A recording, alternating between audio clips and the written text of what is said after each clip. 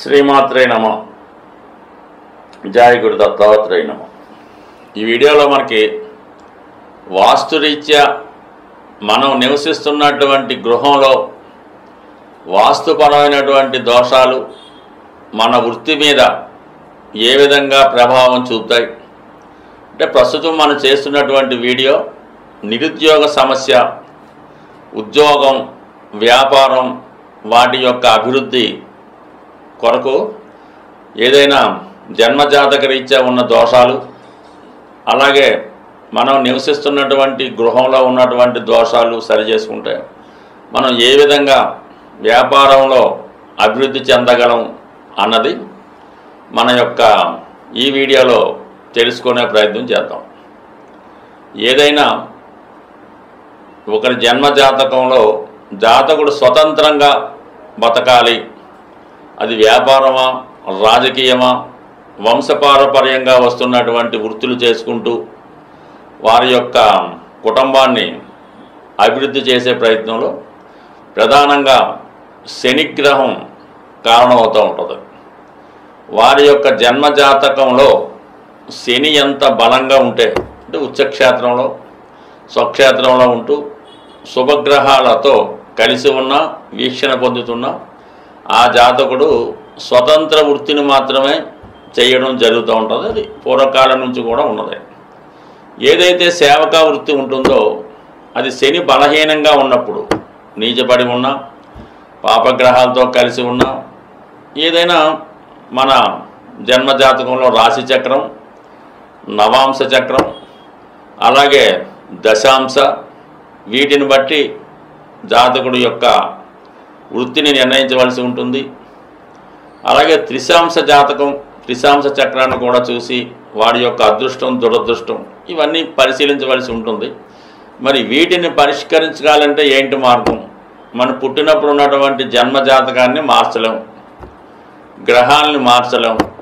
అయితే మన సాధ్యమైనంత వరకు కొన్ని పరిహారాల ద్వారా గ్రహాలని శాంతింపచేయడం అయితే జరుగుతుంది, కానీ వాళ్ళ యొక్క స్థితిని అయితే మార్చలేం. కాబట్టి దానికి ప్రధానంగా గృహం.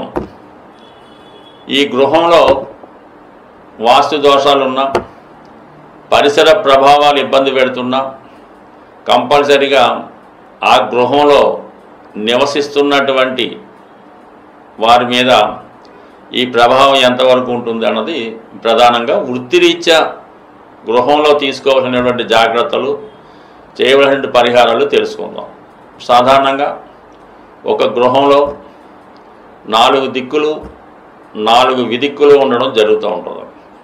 ప్రధానంగా ఆ గృహం యజమాని సక్సెస్ఫుల్గా ఉండాలి, అతనికి ఇంట బయట కూడా గౌరవంగా ఉండాలి అన్నప్పుడు ప్రధానంగా తూర్పు భాగం, అంటే సూర్యభగవానుడు ఆధీనంలో ఉంటుంది కాబట్టి తూర్పు కొంతగా ఖాళీ స్థలం ఉండి తూర్పు నుంచి వచ్చే వెలుతురు ధారాళంగా ఇంట్లో ప్రవేశించినప్పుడు కంపల్సరిగా యజమానికి ఆరోగ్యం, ఐశ్వర్యం, ఉద్యోగం, రాజకీయ భవిష్యత్తు, స్వతంత్ర వృత్తిలో అభివృద్ధి 100% రావడం జరుగుతూ ఉంటుంది.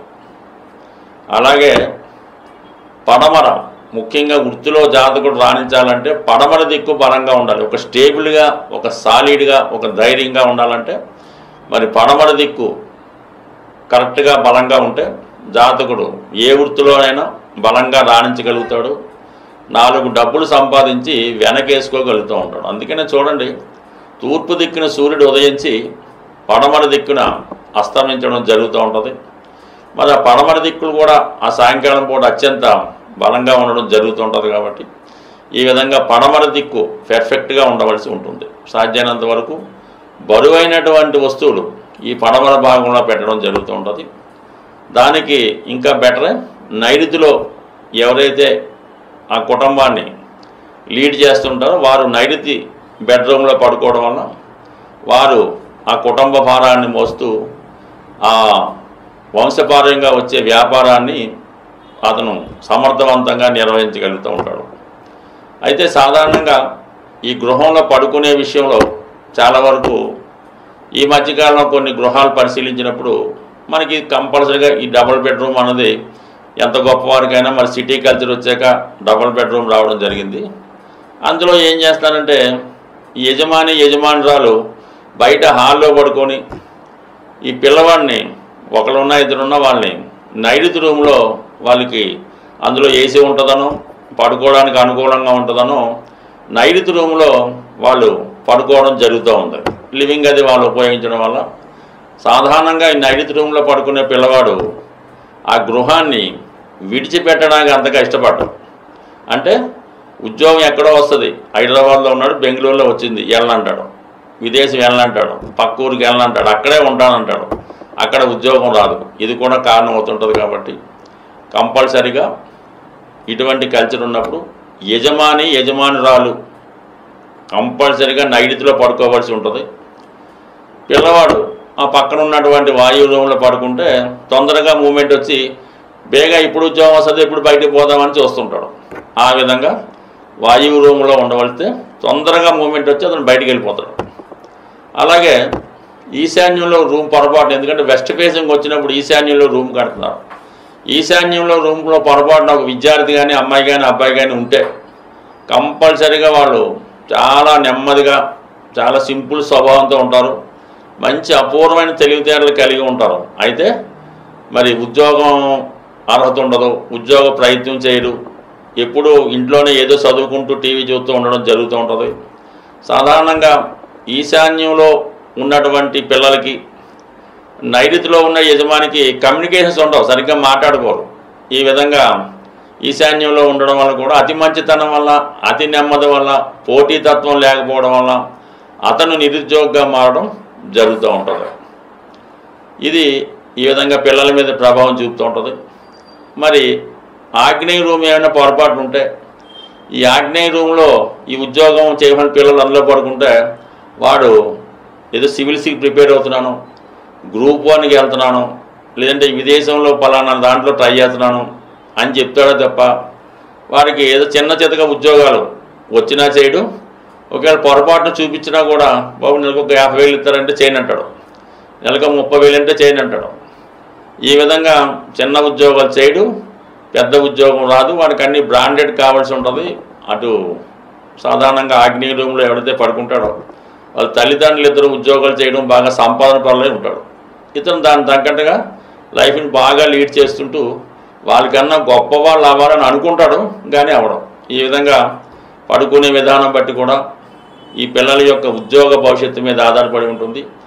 అలాగే యజమాని విషయంలో కూడా పొరపాటున మీ యొక్క గృహంలో ఉత్తర భాగంలో టాయిలెట్ ఉంటే నెమ్మదిగా ఎంత పెద్ద వ్యాపారం అయినా నెమ్మదిగా చాప కింద నీళ్ళలాగా అప్పులు పాలై మొత్తం వ్యాపారం క్లోజ్ చేసి ఈ యజమాని నిరుద్యోగిగా మారడం జరుగుతూ ఉంటుంది.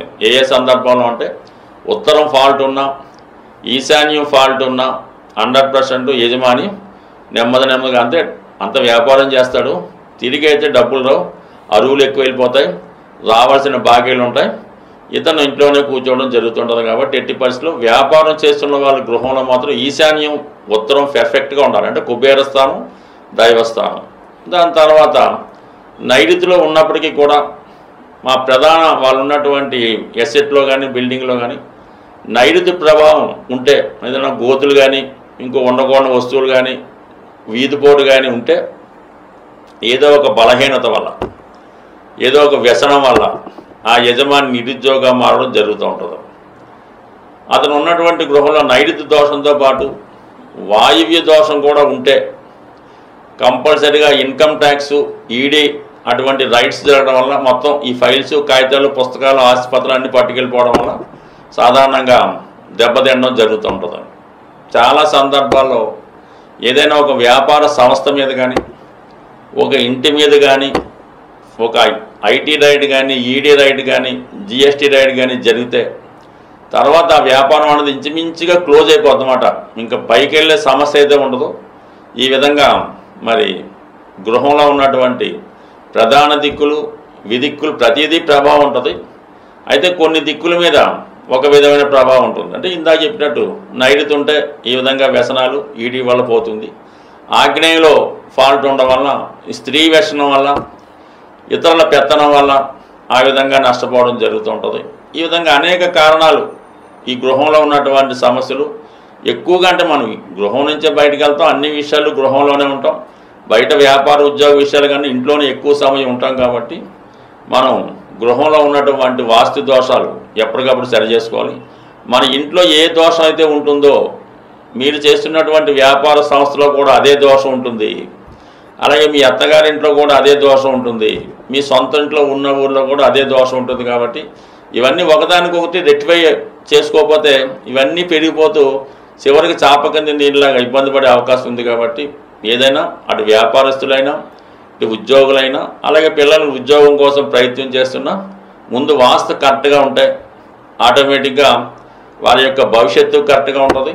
వాళ్ళు విదేశంకి వెళ్ళినా అక్కడ వాళ్ళకి మంచి వసతి దొరుకుతుంది, దాన్ని బట్టి అక్కడ వాళ్ళ జీవన విధానం కూడా చాలా అనుకూలంగా పెరగడం జరుగుతూ ఉంటుంది. చాలా సందర్భాల్లో విదేశాల్లో అమెరికా లాంటి కంట్రీలో సరిగ్గా వాళ్ళు వాస్తు పాటించరు, అయినప్పుడు కూడా మన ఇక్కడ సొంత గృహం వాస్తు కరెక్ట్గా ఉండడం వల్ల దాని ప్రభావం కొంతవరకు జాతకుడి మీద చూపించి అక్కడ ఉన్నటువంటి వాస్తు దోషాలు న్యూట్రల్ అయి జాతకుడి అభివృద్ధి కూడా కారణమవుతుంది. స్వస్తి.